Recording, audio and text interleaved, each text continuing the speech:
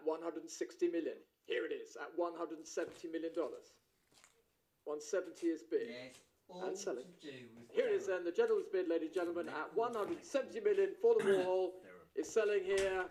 So $170 million. Imps. Mark's bid at 34 million, 35 million, 36 million with Loic, 37 million against you, Loic at 37. 40 million, Amy's bidder at 40 million. Four of you. And whatever they say, just forget about it. Forget about it. Calm down. Okay, welcome back to Journey of a Confused Artist. And what are we talking about today? Well, we are going to be looking at the new book in the series. And one of the chapters in this book is going to be entitled The Price of Art. In fact, actually, I'm thinking of, I think I'm going to use that as the title of the next book, The Price of Art, because I can boil it down into different categories, because it is really quite complicated. First thing that we're going to do is, for this one, we're going to look at two stories, and it's going to be basically entitled How to Paint Your Own Money. Now, it's to do with fraud. It's to do with forgery. And what we're going to be looking at is two little stories that show you how corrupt this world of art can actually be. You're going to find out so much more on my investigations, my research that I've been doing. Mark's bid at 34 right, million, so 35 million, this is 36 basically million the with criminal Loic, 37 world million of against art. you, Loic at 37. And like I said, two stories. 40 million, Amy's Now, bidder the at first 40 million. story Four of you in a huddle there, entails 40 million. a genius with an 41, IQ of two, $42 million. 162 Mark's bidder now at and 42 million. a single parent, single parent, just wanting to get money to look after his kids. And the second story is basically about a criminal or convicted criminal, and also an artist that was studying at an very established art community that got thrown out, and how that came together. So this is going to be very, very interesting. So the first story, what's that going to be? Right, the first story is basically, and before I carry on further, this is my investigations that I've been going through with YouTube. Getting Alexa, that from YouTube. Thank you very much. My assistant, she's so brilliant. You'll probably have seen her in previous Getting that from YouTube. So this next, this first one, this first story is David Henty and Billy the Brush Mumford. Billy the Brush Mumford. It just sounds like Guy Pearce, kind of like gangster. All that, And it actually involves that one of them sold a Picasso painting for $1.4 million. Now, David Henty, right, studied at Central St. Martin's, well-established art establishment. And very, very... I've got a few friends that are actually in there. And he got kind of booted out. I think it was to do with life drawing classes or whatever. Anyway, he got kind of like put into that kind of dilemma of get a job or utilise what little artistic skills you actually have. So this is where it gets into paint your own money, because that's what he did. his solution was to, like, you know, look at what he could do. Don't forget, at this time, you know, he's, you know, trying to, you know,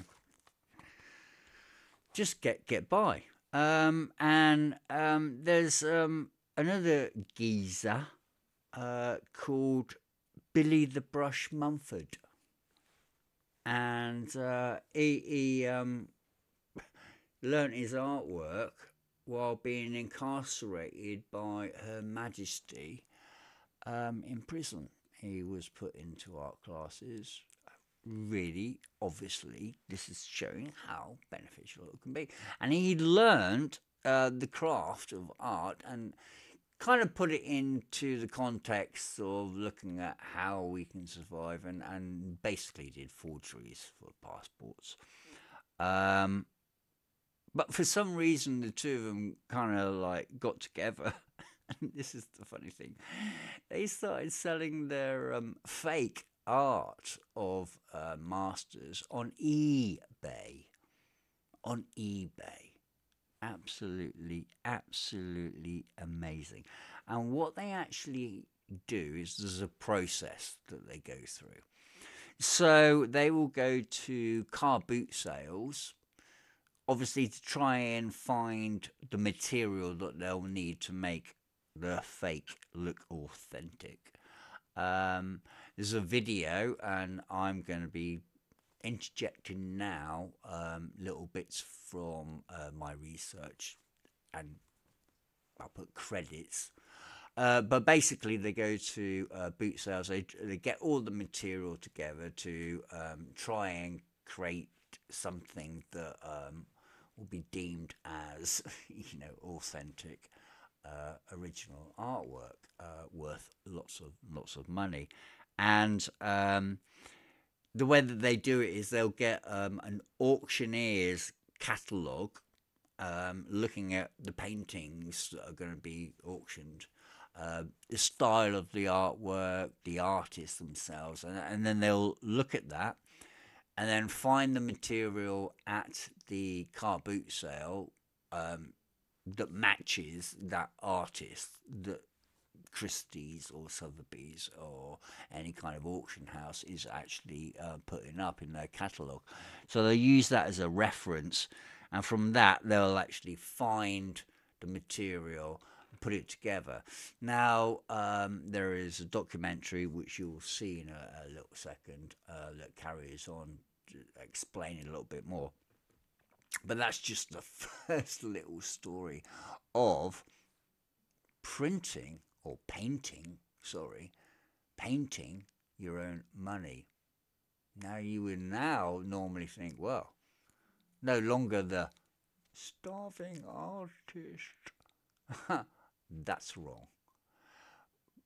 But I will tell you that further in the other investigations and the other videos that you're going to see coming up soon, well, the art world is really not what you expect. It is ungoverned. It is basically a world. The art world is full of corruption, full of money laundering. It makes its own rules. The people that govern it will make those rules. It is a completely different world to what you expect. You see it, you go to a gallery, you walk down the streets, and nowadays you see graffiti. And there's another story about me at university, and I had to like create an art exhibition, and I said about graffiti, and they went to me, all my lecturers went, "That's not art, you can't do that, that's and yeah, now look at it, Banksy and everything like that." So to you guys at Leeds University, sorry to like say that, but I'm really glad that Malcolm got thrown out of the university, my lecturer. No griping there. So what are we getting at? The next one that we're going to get onto is a heartwarming story about a gentleman that just wanted to look after his kids. and then gets pulled into this criminal art world for money, just in order to survive. So think about that. And that's going to be in the next one, because this is just one little tiny story. And then the next one, yet again, only another little story of the bigger picture. And what's going to happen is, bit by bit, you subscribies, we love our subscribies. You subscribies will be coming on this journey with me, and we are going to be finding out even more, like we are at the moment. It's not a pretty picture, is it, at the moment? We're not painting a very good picture, and probably not a very good picture of our future. But just to let you guys know, all this is me just writing and writing. Working on this at the moment. I'm not going to show you and zooming or anything like that, because don't want you to. It's going to be orchestra. I love violins and do. So that's what I'm working on. Hope you're all working on some really cool projects yourself, guys. You know, keep experimenting and break those boundaries of fear. Like I said in previous programs, fear really is just your enemy. When you kick it in the balls, if it's got balls, you know, these days it's got to be like male, female, I don't know. Well, just kick it where it bloody hurts it. And get on with what you want to do and what you want to create. That's the important thing. And how it makes you feel and how other people feel by actually seeing your work. Makes them annoyed. It's an emotion, you know. We're not painting to make everyone happy all the time. Life is life.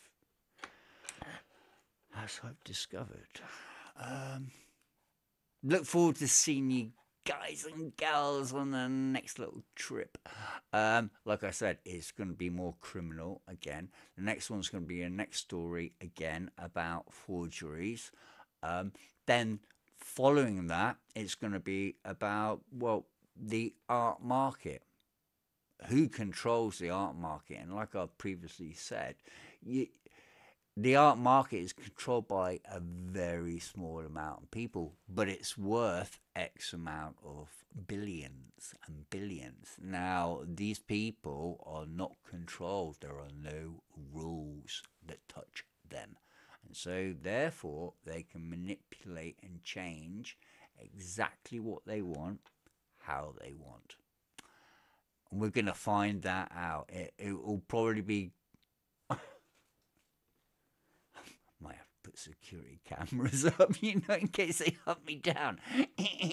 Target. He's exposing exactly what the art world is all about.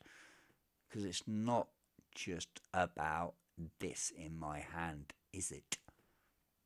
And we're going to find that out. The more that you guys become subscribies, the more I'm going to get attention, the more I'm going to be able to do more of these videos, and the more I'm going to be able to enlighten you and make you feel, hopefully inspired, hopefully enlightened as well, and appreciative, because we should be appreciative of all the paintings that have been created through all the centuries and all the different cultures, you know, and different art movements.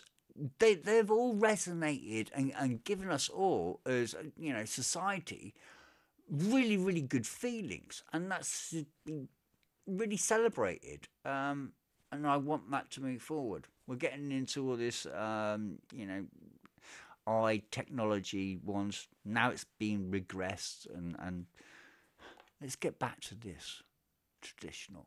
Look forward to seeing you guys and gals on the next one. Love you lots.